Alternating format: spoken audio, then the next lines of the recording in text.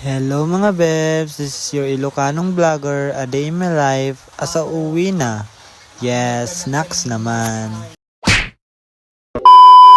For today's video nga pala, samahan nyo ko dahil uuwi na nga kami ng Santa Ilocos Sur. Pero bago yan mga bebs, sumunta muna kami ng Pidigan para magbabayad muna kami ng kuryente bago kami pupunta ng Santa. At ayan na nga mga bebs, nung kabdating na nga kami dito at pinark ko lang yung Raptor ko. Sinamahan nga pala ako ni Ate Crystal at saka si Miss papuntang Pidigan mga bebs. Malapit na kasing mag-due date yung kuryente, kailangan naman papalakayin mo pa. Grabe ka uy.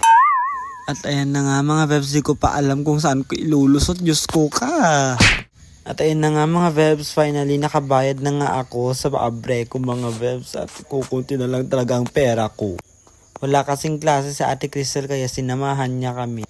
Friday na kasi ngayon mga bebs, kaya uuwi na kayo ng Santa Ilocos Sur. Kung nga pala ako pupunta ng bahay, bumili muna ako ng tinapay para meron kaming meriendahin mamaya mga bebs. Ang binili ko nga palang tinapay mga bebs is yung Spanish turtles. At yun hindi yun.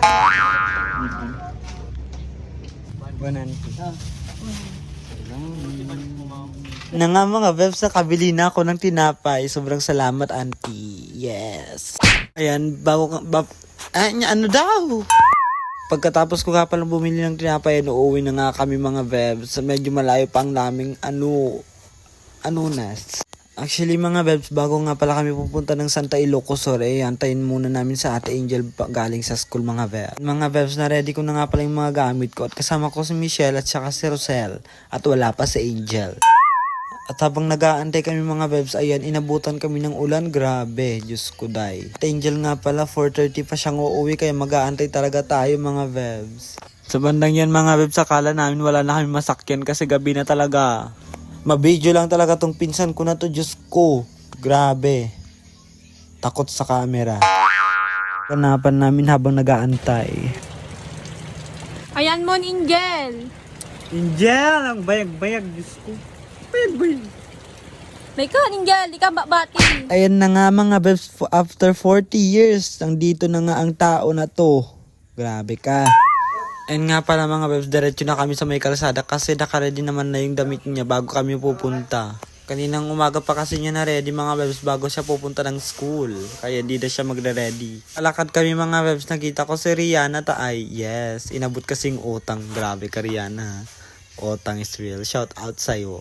Yan na nga mga bebs, andito na nga kami sa my highway at mag-aantay kami ng sasakyan. At andun na si Rihanna at bibili daw sila. Yes. Dito kami mga bebs nag-aantay. Habang nag-aantay kami umulan bigla mga bebs. Akala namin hindi na uulan. Grabe ka na. Ayan, after 50 years na pag-aantay, nakarating.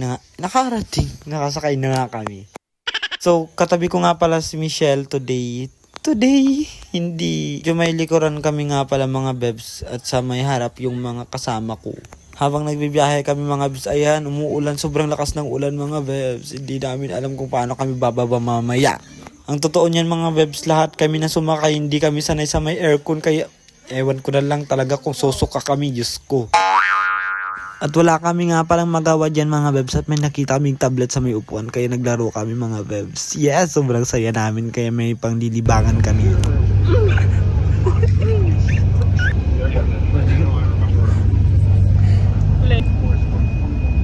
Yes, sarap-sarap.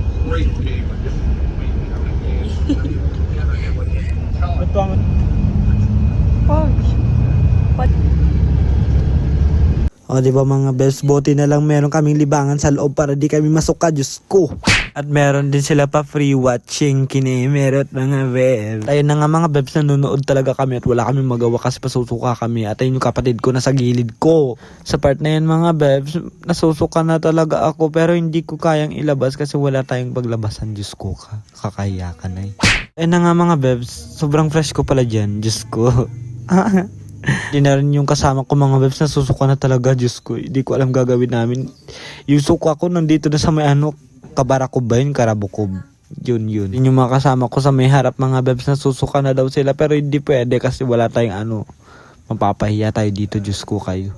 At biglang lumakas ang ulan mga bebs nung nandito na kami sa may kakaldingan. Diyos ko, hindi namin alam kung paano kami bababa mamaya. Nagkanta-kanta na alata na no may awan di sarwa ko. Hapo. Overprotective, I'm a lover. You made me want to do what you do. You don't let anyone else you wanna do, but I'm begging you. And yes mga bebs, na Gabriela ako doon. So after 60 years mga bebs, nakarating na kami sa may junction at sa wakas makakaano rin kami, makasasuka na rin kami. Pasintabi po sa mga kumakain ngayon, sorry po. Mga bebs, bumaba na kami at basang-basa na yung bag ko, Diyos ko. Yung mga damit ko. Antay ulit kami dito, antay namin si Papa mga bebs. At ayun na nga mga kasama ko mga bebs, for the takbo na lang talaga kasi mababasa talaga sila. Mag-aantay ulit kami dito mga bebs sa papa ko kasi nagtitinda pa siya at medyo gabi pa siya namin siya makikita dito. Aba at linakasan pa talaga ang ulan. Oh no! For the cellphone na lang talagang ginagawa ng mga taong to mga bebs kasi wala kami magawa dyan at nag-aantay kami at gutom na daw ang mga kasama ko. Mabisin na ko. After 70 years of waiting mga bebs, ayan na nga nandyan ang papa ko, Diyos ko! Ayan na nga mga bebs, for the sakay ng ginagawa namin at aalis na nga kami. Salamat na lang talaga kasi. And yes mga bebs, gamit nga pala ng papa ko yung isa naming Raptor kasi yung isa naming Raptor, iniwan ko sa Abra. Hindi, wala kang Raptor. Sa part na yan mga bebs, malapit na nga kami at andito na kami sa ano, yung tawag doon, Paraiso ni Juan. At ayun na nga, ang bilis. Okay, Sabana ito. Andito kami tikwan. Bilya Mercedes. Diyan mo ito, Bilya. Naman? At ayun na nga mga beb, shota. Partak. Dito kami Santan. Pasongol. Yes mga bebs, taga Pasongol nak. Charot, papang ko gayam. O diba, sobrang bilis. Okay, Sabana ito. Dito kami Balayan. Yes, andito na kami sa may bahay mga bebs sa aming mansyon. Mansyon. Yan mga bebs, nakarating na kami sa aming mansyon. Welcome sa aming mansyon mga bebs. And just mga bebs, sobrang fresh ko kanina. Ayan, lantang-lanta na talaga, Diyos ko. Habang nag-ano ko ng gamit ko mga bebs, nag-abutan ko yung tita. Auntie ko, nagluluto ng chichares. Chicharon yun. Just mga bebs, kumuha ko at kinan ko. Kinain ko yun. Taste test! Crunchy niya mga bebs, hindi nyo narinig diba? Nga pala ang aming simpleng bahay mga bebs, maliit man pero maganda.